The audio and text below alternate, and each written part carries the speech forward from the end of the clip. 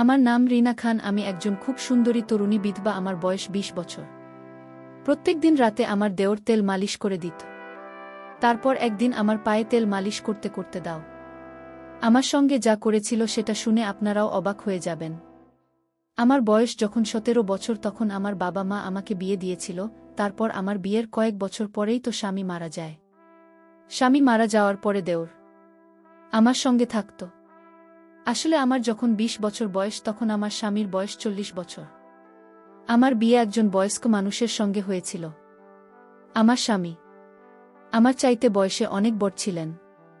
আমি যেহেতু গরিব পরিবার থেকে এসেছিলাম, তাই আমার বাবা মা ভেবেছিল আমার স্বামীর বয়স অনেক বেশি হলেও সে অনেক সম্পত্তির মালিক ছিল। তাই আমার বাবা মা আমার স্বামীর বয়স দেখে ও সম্পত্তি দেখে আমার তার সঙ্গে দিয়ে দিয়েছিলেন।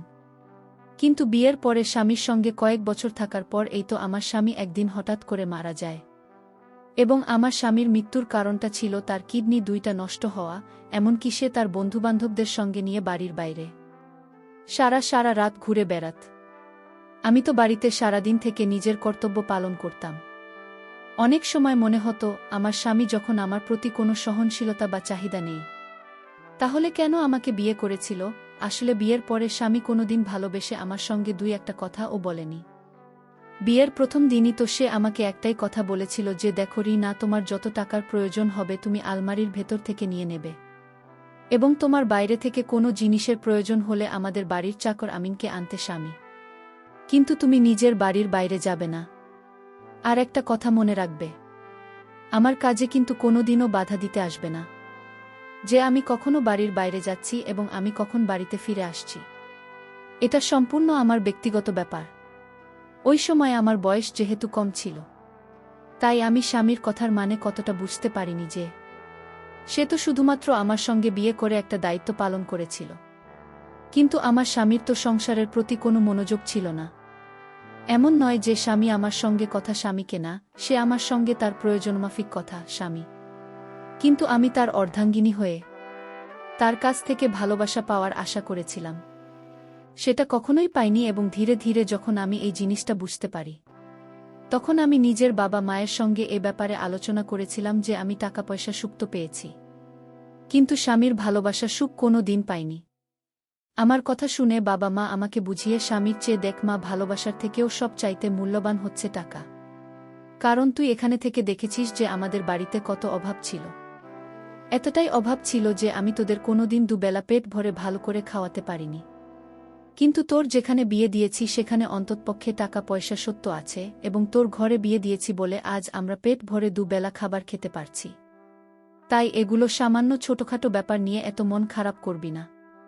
আমার বাবা মা তো এসব কথা বলে আমাকে বুঝিয়ে শ্বশুরবাড়িতে পাঠিয়ে দিত, কিন্তু আমার বাবা মা কোনোদিন আমার মনের অবস্থাটা বুঝতে পারেনি যে টাকা পয়সা থাকলে তো ভালো মন্দ জিনিস কিনে পেট ভরে খাওয়া হবে, কিন্তু টাকা পয়সা দিয়ে তো কখনো ভালোবাসা কিনে পাওয়া যায় না।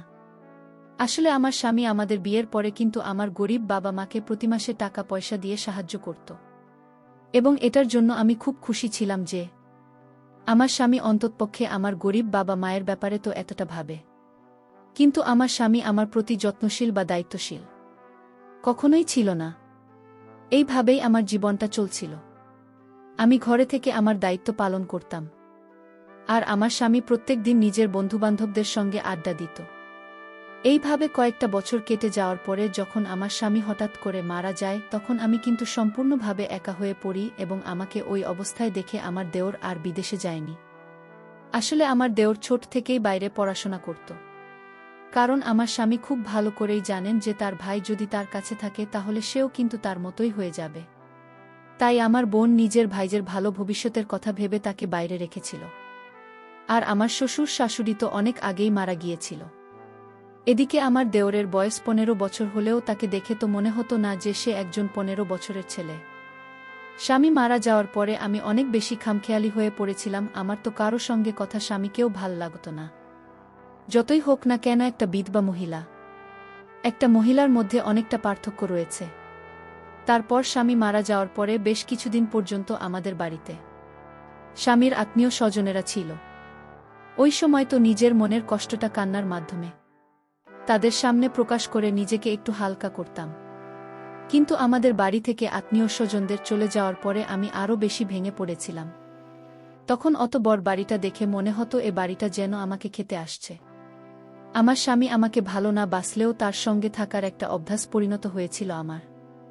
আমাদের বাড়ি থেকে যখন আত্মীয় স্বজনেরা চলে যায়, তারপরে সেদিন সন্ধেবেলায় আমি যখন একটা সাদা ধবধবে শাড়ি পরে নিজের ঘরের জানালায় একটা কোণায় বসে বাইরের দিকে তাকিয়েছিলাম, তখন আমার দেওর হঠাৎ করে দরজায় আওয়াজ দিয়ে জিজ্ঞেস করল ভাবে ঘরের ভিতরে আসতে পারি। দেওলের আওয়াজ পেয়ে আমি নিজের চোখ থেকে গড়িয়ে পড়া চোখের জল মুছে তার দিকে তাকিয়েছিলাম। হ্যাঁ, ভেতরে আসতে পারো। আমার ঘরের ভেতরে এসে আমার ঘাটে বস। ভাবি, আমি জানি এই সময় তুমি নিজেকে খুব একা মনে করছো, কিন্তু তুমি চিন্তা করো না, আমি তোমাকে এই অবস্থায় ছেড়ে দিয়ে কোথাও যাব না।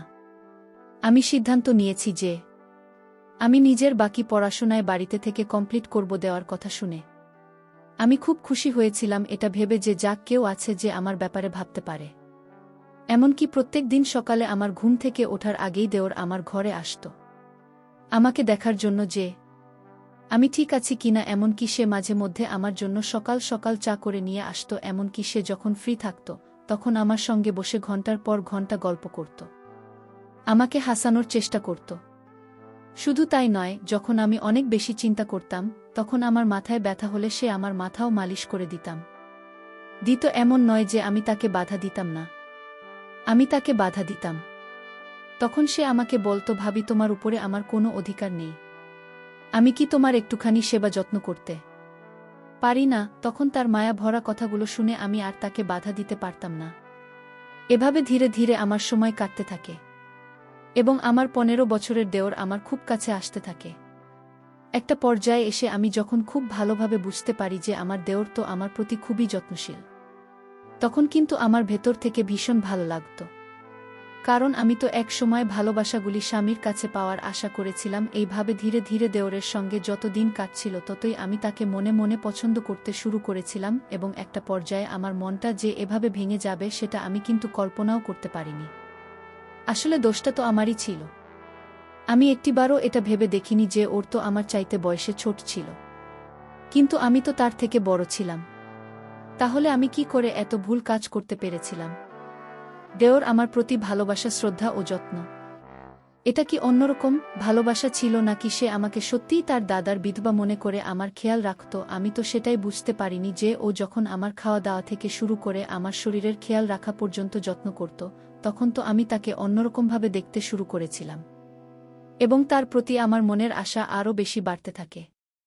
স্বামী মারা যাওয়ার পরে দুশ্চিন্তার কারণে আমাকে প্রত্যেক দিন ওষুধ খেতে হতো এবং সে ওষুধটাও আমার দেওর আমাকে হাতে ধরে খাইয়ে দিত।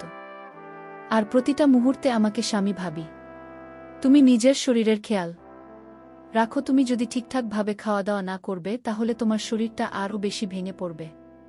এবং দাদাকে তো আমি হারিয়ে ফেলেছি, তাই আমি তোমাকে কোনোমতে হারাতে চাই না। দেওয়ালের মুখ থেকে এত ভালো ভালো কথা শুনে আমি তো তাকে অন্য কিছুই ভাবতে শুরু করেছিলাম এবং ধীরে ধীরে ওকে দেখে আমার মনের মধ্যে যে অনুভূতিটা হতো সেটা তো ভালোবাসার দিকে গড়িয়ে যাচ্ছিল। ধীরে ধীরে আমি তাকে ভালোবাসতে শুরু করেছিলাম। এমনকি এইভাবে প্রায় 3-4 মাস কেটে যাওয়ার পরে আমি নিজেকে আমার 15 বছরের জন্য আবার নতুন করে সাজাতে শুরু করেছিলাম। আসলে আমার স্বামী তো আগে কোনোদিন আমার প্রতি এতটা ভালোবাসা ও যত্ন শ্রদ্ধা দেখায়নি, তাই দেওরের কাছে এত বেশি যত্ন পেয়ে আমি তাকে মনে মনে অনেক বেশি ভালোবাসতে শুরু করে দিয়েছিলাম।